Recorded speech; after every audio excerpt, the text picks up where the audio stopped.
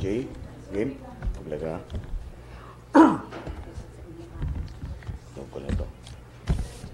Okay, I have 5 items. Okay, Supreme Court, during its session today, acted on the following matters in its agenda, among others. The first, in the matter of GR number 225442, Samahan ng mga Progresibong Kabataan or SPARC et al. Versus Quezon City, represented by its mayor, the City of Manila, represented by its mayor, and Navotas City as represented by its mayor. The court, acting on the petition for certiorari and prohibition with an application for injunction and temporary restraining order, challenging the respective curfew ordinances of the 3 local governments as ultra vires for being contrary to RA 9344 or the Juvenile Justice and Welfare Act, issued a temporary restraining order effective immediately and until further orders, enjoining the 3 local government units from implementing and enforcing the so-called curfew ordinances. Respondents' local governments of Quezon City, Manila, and Navotas are directed to comment on the petition within 10 days from notice. Second item, in the matter of GR number 212426, Rene A.V. Sagisag et al. Versus Executive Secretary et al. And GR number 212444, Bagong Alyansang Makabayan, represented by Renato Reyes et al. Versus Secretary of National Defense et al. The court, as per the Chief Justice writing as the ponente and voting 9-4, with Justices Hardeleza and Kagiwan taking no part because of previous participation, as Solicitor General and Chief Presidential Legal Counsel respectively, denied the petitioner's motion for reconsideration filed against its decision of 12 January 2016, sustaining the constitutionality of the Enhanced Defense Cooperation Agreement, EDCA, between the United States and the Philippines. In their motions for reconsideration, the petitioners had argued the court had erred when it ruled that the EDCA was not a treaty and argued that EDCA must be in the form of a treaty in order to comply with the constitutional restriction under Article 18, Section 25 of the 1987 Constitution on foreign military bases, troops, and facilities. Additionally, petitioners reiterated their arguments on the issues of telecommunications, taxation, and nuclear weapons. To this, the court stated that, quote, petitioners do not present new arguments to buttress their claims of error on the part of this court. They have rehashed their prior arguments and made them responsive to the structure of the decision in Sagisag, yet the points being made are the same, unquote. Nonetheless, the court emphasized certain points in its resolution. I have listed them in the summary below. They're a bit long, so you can just take a look at the summary.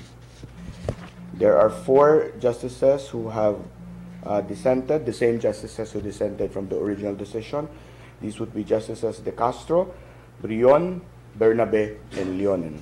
To my knowledge, all 4 of them are submitting separate dissents to the denial of the motions for reconsideration. Third item. In the matter of GR number 209271, International Service for the Acquisition of Agri-Biotech Applications Incorporated versus Greenpeace Southeast Asia Philippines et al. CropLife Philippines Incorporated, petitioner in intervention, GR number 209276, Environmental Management Bureau et al. Versus Court of Appeals, Greenpeace Southeast Asia et al., CropLife Philippines Incorporated, petitioner in intervention, GR number 209301, University of the Philippines Los Baños Foundation Incorporated versus Greenpeace Southeast Asia Philippines et al., and GR number 209430, University of the Philippines versus Greenpeace Southeast Asia Philippines et al. The court, speaking through Justice Bernabe and voting unanimously with Justice Leonen concurring with a separate opinion, acted on the 9 motions for reconsideration from its December 8, 2015 decision and rendered the following judgment. Quote, wherefore, the motions for reconsideration are granted. The decision dated December 8, 2015 of the court, which affirmed with modification the decision dated May 17, 2013, and the resolution dated September 20, 2013 of the Court of Appeals in CAGRSP number 00013 is hereby set aside for the reasons above explained. a new one is entered dismissing the petition for writ of continuing mandamus and writ of kalikasan with prayer for the issuance of a temporary environmental protection order or TEPO filed by respondents Greenpeace Southeast Asia Philippines, Magsasaka at Scientifico sa Pagpapaunlad ng Agrikultura or Masipag, and others on the ground of mootness.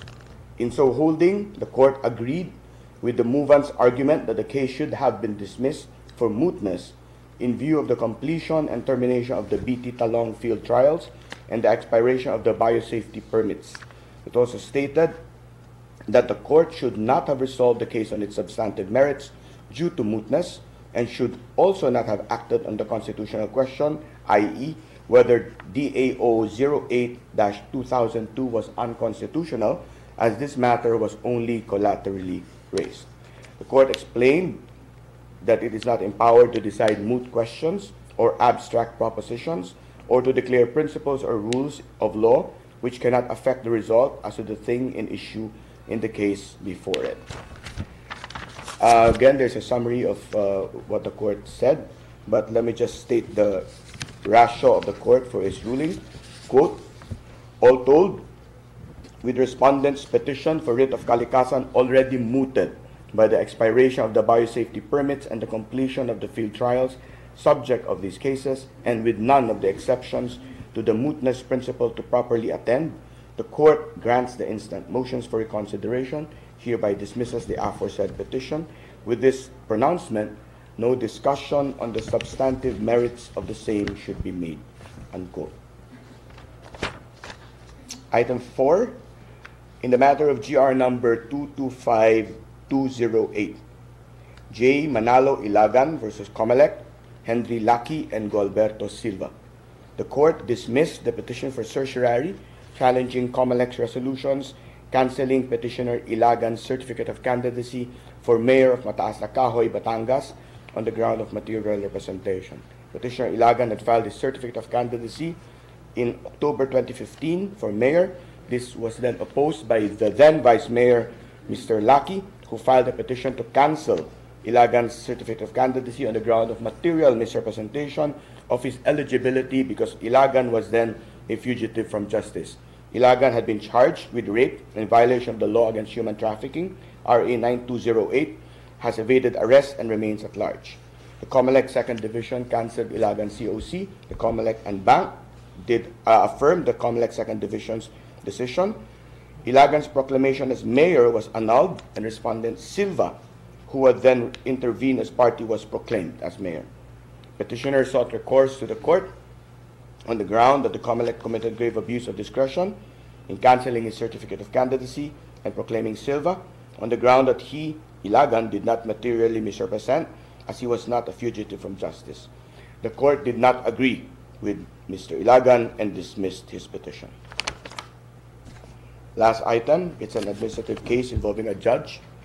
In the matter of RTJ-14-2369, the Department of Justice, represented by Secretary Laila M. De Lima versus Honorable Rolando G. Mislang, presiding judge, Branch 167, Pasig City Regional Trial Court, and RTJ-14-2372, Home Development Mutual Fund, HDMF versus Judge Rolando G. Mislang, presiding judge, Branch 167, Pasig City Regional Trial Court. The court rendered the following judgment.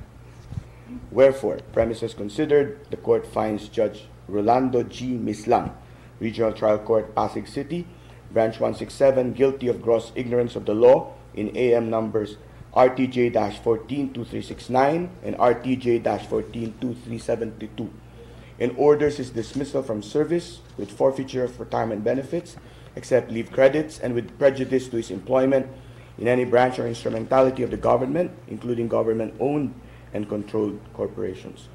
This proceeding emanated from an investigation of a certain Mr. Delphine Lee, who had filed a petition before the then Judge Mislang's court, seeking for a TRO and an injunction. The court, upon investigation, because of the complaint filed by the HDMF and the Department of Justice, adopted the recommendation of the Office of the Court Administrator The Office of the Court Administrator recommended in both complaints that Judge Ms. Lang be found guilty of gross ignorance of the law and dismissed from service with forfeiture of retirement benefits except leave credits. The court adopted this recommendation, finding that the judge had issued 2 TROs, a writ of preliminary injunction and a status quo order, both of which did not satisfy the legal requisites for their issuance, in gross violation of clearly established laws and procedures, which every judge has the duty and obligations to be familiar with. The court also noticed that he failed to properly apply the principles and rules on 3 points in relation to the cases before him. First, the prematurity of the petition. Second, the inapplicability of the so-called prejudicial question. And third, the lack of jurisdiction of the court. His persistent disregard of well-known elementary rules in favor of Mr. Lee clearly reflects his bad faith and partiality. The court also noted that this is not the first time that the judge had committed a serious infraction. There are 3 who did not participate in this case: Justice Velasco, Justice Bersamin, and Justice Hardeleza. That's all I have. Questions?